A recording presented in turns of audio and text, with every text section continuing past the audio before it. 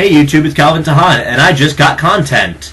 I haven't made a video in a while because, well, Yu-Gi-Oh's been sort of short on content. There's been Tour Guide running around, there's been Tengu doing its thing, Plant Decks has been the meta for so long, TGs have been trying to keep up, they've even won a few events, but for the most part, I think everybody here can agree that Plants is a better deck.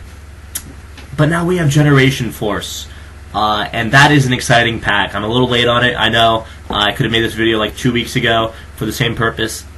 But today is also important because it marks the start of the week that the ban list of September 2011 could potentially be leaked or come out. So we're all looking forward to that. We're all waiting for that. I'm waiting for that. I'm excited. And that's probably why I haven't really made a video in a while about a deck, because I haven't been making decks. I've been running around with a variant of Blackwings that I've been playing. I like Blackwings. I played at locals. I win a lot with the deck. But there's also been a version of Fish, which I'm going to show you later. It's pre-Generation 4, so there's no Exceeds, nothing like that. It's just strictly pretty much the best that I think Fish OTK can get with the current cards that we have. Now I understand that Generation 4 is being released into the TCG. I'm excited about that. And for one main reason. I mean, Exceeds are great, but this card, Surface, this is pretty much a Monster Reborn for Fish. That is a dangerous thing. Previously, we've seen cards like Tengu, Tour Guide take over the format, you know, making way for decks such as Plants, Synchro decks such as that, become top tier, essentially. And now we're having cards like Surface hit. Fish just exploded out of the water. Last week it was Shark Week, so I was able to shark, a playset of these from Trading Kids. Am I going to run 3? I don't know. I mean, Monster Reborn's a great card.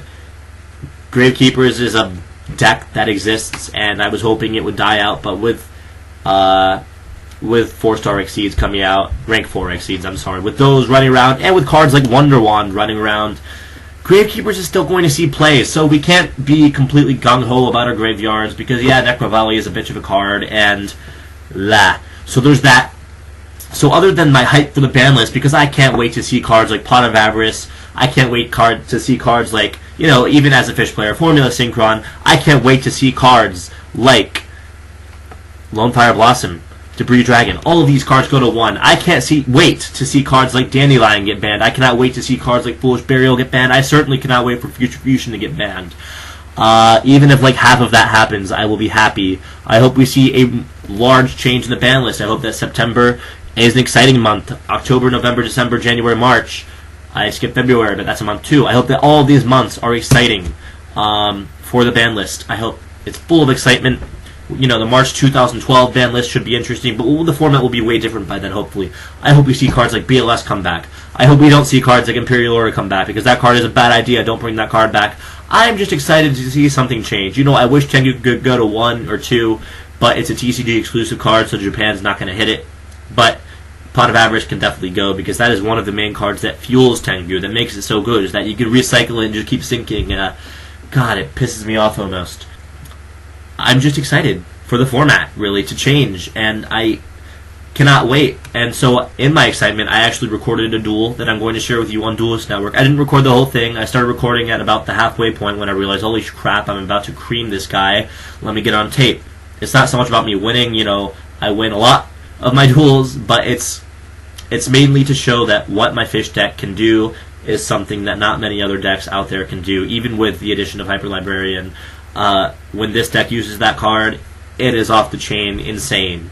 So with that being said, I'm going to quickly cut to a duel, end the video with it, of just me on Dueling Network, using Fish OTK in its current format. This is pre-September 2011, which I, by the way, cannot wait for. And to my fans who follow Fish, who like what I do with it in the TCG, this card, you're going to need a lot of them. Maybe not a playset, maybe just 2, maybe just 1. I haven't tested it yet. Feel free to test this card yourself. It is incredible. It will change the game. I will make sure that it does that. So stay tuned. You'll see me top some more events, hopefully in late 2011, early 2012 with Fish OTK. Haven't let go of the deck. There's no reason to let go of it. Surface is such a good card. Stay tuned for the video where you see me use Fish OTK in its pre-2011 September state. So this is just a snippet from a random duel on Dueling Network. I figured I would start recording right now. I wish I had recorded from the start of the duel. I think this is either my turn 2 or turn 3 that I'm going off here. So we're just going to see what the deck can do. I started out going for Coelacanth's effect. I brought out triple Oystermeisters, 1 Fishborg. I managed to turn that into 2 Librarians. I mean, the field you see here, essentially. None of his back rows seem to be chainable, so he hasn't used any of that. I'm now using my Avarice to put back my formulas, as well as a few... sometimes your best targets are your Oystermeisters, actually, in this type of fish deck, because you can summon them, and they are pretty much a free Librarian, essentially, in conjunction with your Fishborg Blaster. So they're nice when they're normal summoned. I draw into 2 Waters, which is nice, because the 1 copy of Moray of Greed that I run is live. This current version of the deck that I'm testing only runs 1 Moray of Greed. It started out with 3, made my way down to 0, made my way back up to 1. I was testing 2 for a while, but they were 2 dead. 1 seems to be nice.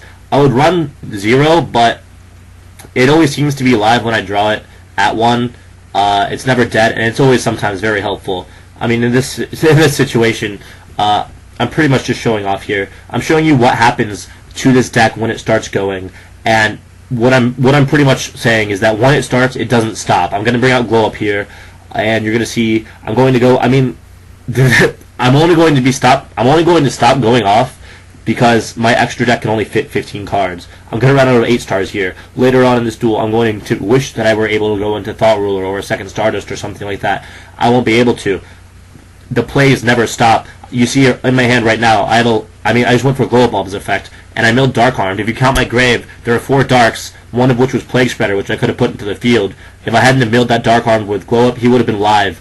People are asking me why I run Dark Armed in the fish deck. It's because Malicious is a great card, Dark Repher is great for getting him there, the Genix engine lets Genix and Controller come to my hand and discard for Fishborg, and Hyper Librarian is a Dark. There are so many Dark monsters that I can use, and they're all very manipulable with Pot of Avarice. Dark Arm's always live. It's just a great thing. So this kid does something interesting here. I use Brio's effect on a Stardust. He's chaining MST, targeting one of his back rows, so that he can negate his own card with his own Stardust to save his Stardust. There's a bit of confusion here, but I negate his Stardust effect with my Stardust's effect, which means his MST is going to resolve and destroy his face down Dark Hole. So, I mean, now we're starting to figure out why he hasn't really responded to any of my plays, because it seems that most of his face downs were completely dead and just bluffs. So I got lucky there. And the remainder of this duel is just going to be me figuring out what to do with this deck, trying to show you guys some interesting plays. I'm going to Monster Reborn here. Actually, when I play Reborn, and you'll see me, I reach for a Treeborn Frog, but I realize the Oystermeister is a better play. This deck takes so much skill, it's not even funny. I mean, I have this duel 1. Anybody can have this duel 1 as it is, but in order to truly use the potential of this deck, you have to know what you're doing to an extent. You have to know the plays your deck can make, what you can draw into. And so I go for Armory because it gets me a Librarian draw, and it gets me an Oyster token, which means I can equip Armory to any monster I please, and I choose Scrap Dragon at this point. And it means my Fishborg's live again for a Formula Synchron. And of course I drew into Zephyros, which is crazy, so he's going to be live later on. Gonna go into my Formula, gonna draw 2 cards. This deck is crazy, and it's so much fun. It's so fun to play in real life.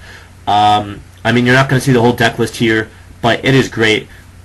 Spell Striker's live. I mean, he's been live pretty much all duel, and I think I'm going to use him here just to get a monster on the field to bounce for Zephyros, which I'll do. I don't really run another 6-star. I only run 2 Librarians. Those are my 5 stars, so Embryo is my only 6 stars, so I won't be able to sync with Formula Synchron right now.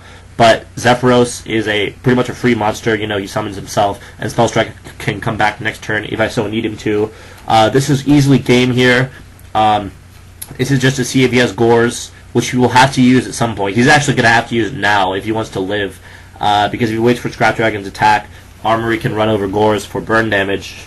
And so he realizes, and he drops Gores right now on the 23. So Librarian hasn't attacked yet. I'm going to attack over his Gores with my Scrap Dragon equipped with Armory Arm, and that'll inflict 2,700 damage to him, which is always nice. He's at 1,600. I'm going to use my enemy controller and take his token so that my Librarian can attack directly, and that's what's going to happen, and it's going to be game. He assumed I was going to attack over the Librarian because it was a 23 token, but I'm taking it because I have game here. He shows me his hand. It's a Tengu, a Grimbro, and I guess his set card was Catastrophe. So he never stood a chance outside of the Gores. So yeah,